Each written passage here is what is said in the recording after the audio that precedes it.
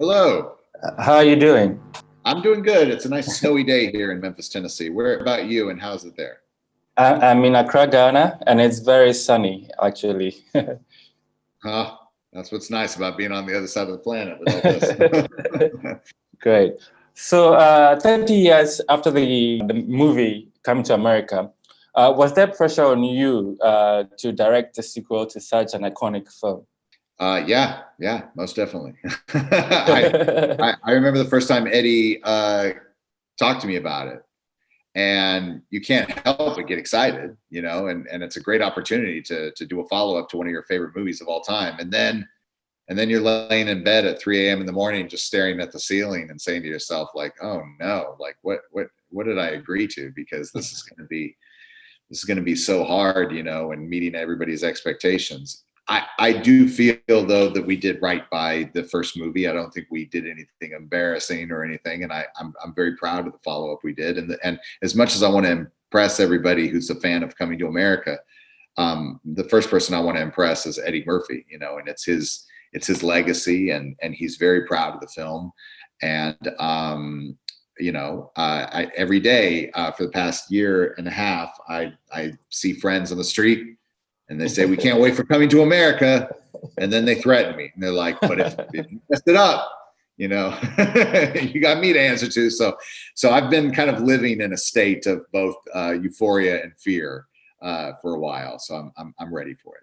And in terms of the creative process, what was your one biggest concern?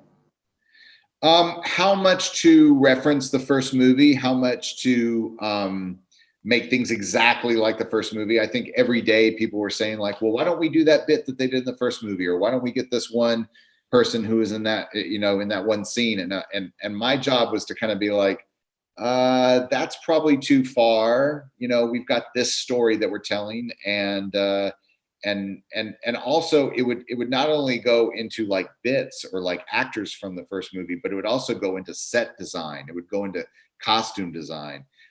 One thing that was very important to Ruth Carter, our costume designer, and to myself was, we want to be able to take the first movie's look and perhaps embrace a more, Africa-centric design element, where the first movie seemed a little bit more colonial. Everybody was in, suits and tuxedos, and Ruth really wanted to embrace, some of the designers that she's been inspired by from Africa and various regions.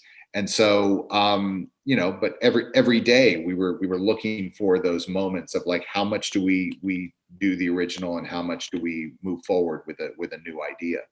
Great, which brings me to my next question. How important was it to keep or get the African elements right, although the movie was set in a fictional country? I think it was very important and also tricky, because so much of the first movie was at a time in America where Africa was still somewhat of a mystery to a lot of people in America. And that's just not the case so much anymore. And I think that, some of the jokes that were in the first movie still played upon those tropes that Africa was. I mean, Africa's a continent. I sometimes tell people that it's like, you can't say Africa as if like it's everything. That's like saying that North America is America. There's other places. There's Mexico, there's Canada. We got a lot, there's so much to a continent. And so for us, we felt that it was an opportunity that we could really embrace the different regions and yet at the same time deal with the comedic element of American perceptions of a fictional place like Zamunda. Great. So what do you want audiences to take away from Coming to America? Well, I mean, first and foremost, I want people to have a good time. I think that, we've got a lot that we're dealing with in our not just our country here in America, but around the world. And we could use some Eddie Murphy and Arsenio Hall to crack us up. But I think that there is really a message in the movie that I'd like people to take home with them, that though we strive and fight to keep things the same, we can listen to our children, we can listen to young people, and change isn't necessarily a bad thing. Sometimes change can knock you out of you know, this bubble that we put around ourselves, and though we may feel threatened at first, it's actually healthy for us, you know, to come together. And that's really, you know, it's a theme that I think they touched on in the first movie, and we'd like to expand on that in Coming to America.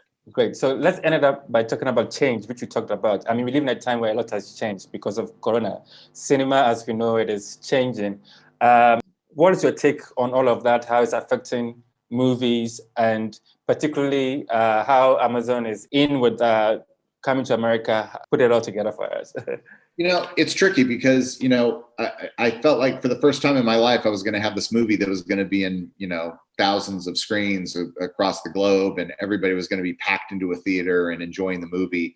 And so when Corona hit, more and more, there was a little bit of like people denying it here in Hollywood. They were like, oh, it'll be fine by Christmas. Then Christmas shows up, and it's like, well, maybe it'll be fine by January. And so little by little, it became apparent that we probably weren't going to be in theaters in 2020, and maybe not even in 2021 until the very end of the year.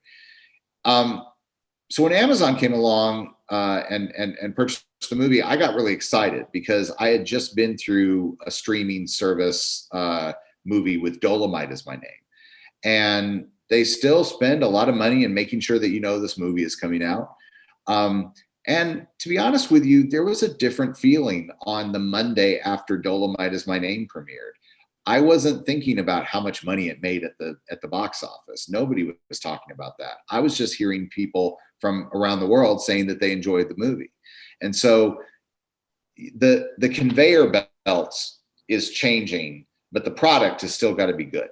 And I think that to some extent, I would argue, and I'm a big fan of theaters, and I want theaters to come back, and I'll be the first to go back to the theater. But to some extent, the theatrical experience was somewhat limiting the movies that were happening, because everybody wants to make money, obviously, and so they want movies that are not going to be smaller or perhaps niche or specific to anybody. And so less and less of those movies were being made by major studios. And so more and more, like the Netflixes and Amazons were making those kinds of movies. So I'm hoping that I want theaters to come back, but to some extent, I'd like there to be a wider range of cinema that we can enjoy around the world. Fantastic. Thank you very much, Greg. It's been amazing speaking with you. It's great talking to you too.